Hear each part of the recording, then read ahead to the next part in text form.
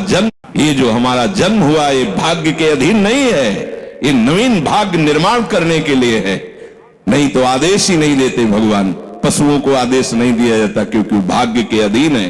केवल मनुष्य शरीर को आदेश दिया गया है। किसी देवता को भी आदेश नहीं दिया गया कि आप ये करो ये ना करो, क्योंकि वही करेंगे जो उनके सुकृत है, उसके अनुसार बस भोग भोगेंगे। आगे कुछ नहीं कर सकते, नवीन कर्म नहीं कर सकते, न नारकी जी कर सकते हैं, न स्वर्ग के कर सकते हैं। सब अपने अपने परिणाम को केवल भोग रहे हैं। यहां परिणाम उपस्थित करने का अवसर है। आप जो चाहो अपना परिणाम कर सकते हो। आप चाहो नरक जाओ, चाहे स्वर्ग जाओ, चाहे नारायण बन जाओ, जो चाहो कर सकते हो। मनुष्य शरीर है तो ऐसा शास्त्र स्वाध्याय और पंडिताई ज्ञान किस काम का, जो भगवत प्राप्ति प्रारब्ध पे छोड़ दे। तो कुछ जन हैं जो शास्त्र स्वाध्याय करके या संतों की वाणी सुनकर इस विचार में आते हैं कि मुझे क्या करना चाहिए, परिवार का पोषण या भगवत प्राप्ति। दो विभाग कर ले इसलिए खतरा है, निर्णय नहीं कर सकता। और सही पूछो तो दो विभाग है नहीं, एक ही बात है। समझ जाओ तो वहीं वहीं भगवत प्राप्ति हो जाएगी। अब उसके विचार में आता है कि अभी तो ब्याह हुआ है, या अभी छोटे छोटे बच्चे हैं, या अभी बच्चों का ब्याह किया है, अभी नए हैं, क्या जाने संसार का, मेरी आवश्यकता है, नहीं तो संसार इनको परेशान कर देगा। और वो अपने अहम जनित कर्ता भाव से ऐसा बंध जाता है कि निर्णय ही नहीं कर पाता। श्री चरणदास जी कह रहे हैं, ए भाई समझो, जिस कर्तव्य को तुम विसार करके झूठे भाव को कर्तव्य मान रहे हो, अरे माया के दीवाने, अरे हिया नहीं रहना, करना अंत पयाना।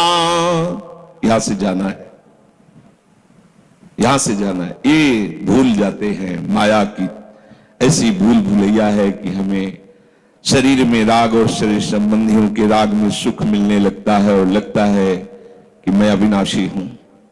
वैसे मैं तो अविनाशी ही है, पर विनाशी को लेकर मैं ये भूल कर बैठता है। और जिसको पकड़ा है वो सब विनाशी, सब विनाशी। गो गोचर जहां लग मन जाई, सो सब माया जानो भाई। दुनिया में लाखों का मेला जुड़ा, हंसा जब जब उड़ा तो अकेला उड़ा। समझो, ये माया की चाल है जो तुम्हें समझने नहीं दे रही।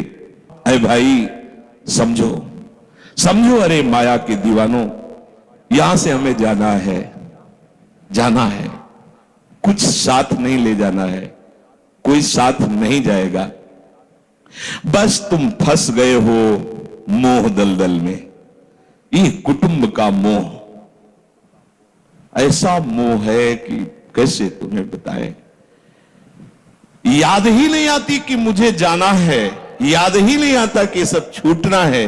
ये समझ में नहीं आता कि मैं आया किस लिए। बड़ी विचित्र भूल भुलैया है। मोह कुटुंब के अवसर खोयो, दो बातें आती है, परिवार का पालन पोषण, ये धर्म पालन करूं, या हरि का भजन करके भगवत प्राप्ति करूं। तो बोले मोह कुटुंब के अवसर खोयो। अवसर मिला है तुमने, भलो पायो दांव रे, चूक ना अवसर प्यारे, भलो पायो दांव रे। बड़ा अच्छा अवसर मिला है भजन करने का, चूक गए तो फिर पछताना पड़ेगा। हरि की शुद्ध बिसराई। अब वो निर्णय करता है परिवार के पोषण का, क्योंकि मोह ममता है। पीछे का हर बार सत्संग में कहते हैं कि पीछे का रास्ता एकदम बंद हो जाना चाहिए, कि आगे कोई भयावह स्थिति आवे तो लौटने का रास्ता नहीं रहना चाहिए। उपासक को पीछे का मार्ग बंद कर देना चाहिए।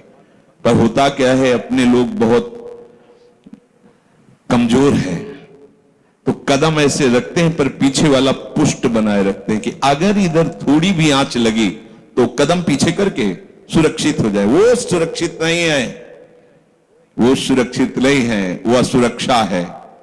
परिवार का राग, अन्य भरोसा, किसी देहधारी का भरोसा, किसी वस्तु, ये भरोसे लायक चीज है, अरे क्षण में बिगड़ जाने वाली चीज है। भरोसा तो हरि का है, भरोसा तो हरि गुरु चरण सेवा अनुसरो। ये भरोसा कभी तुम्हें विश्वासहीन नहीं होने देगा। ये भरोसा कभी धोखा नहीं। साधुते हो न कारज हानि, कभी तुम्हारा मंगल नहीं हो सकता। मोह कुटुंब के अवसर खोयो हरि की शुद्ध विश्वराई। अब दिन तो बैल की तरह काम करने में व्यतीत हो रहा है और रात्रि नींद और भोग में समाप्त हो रही है। आठों पहर की 60 घड़ियां बेकार में इसने व्यतीत कर दी। एक क्षण भी शांति से बैठकर विचार नहीं किया कि मेरा जन्म किस लिए हुआ है, मैं क्या कर रहा हूं, और अपना कुशल चाहता है। इच्छिन हरि को नाम लीनो, कुशल कहां ते हुई, तब लग कुशलन जीव को सपने हो मन विश्राम। स्वप्न में भी शांति नहीं मिल सकती जब तक भजन नहीं करोगे। बालक अवस्था तो खेल में चली गई, जवानी हुआ तो अहंकार मद छाया, मैं करता मैं भोगता इसमें चली गई।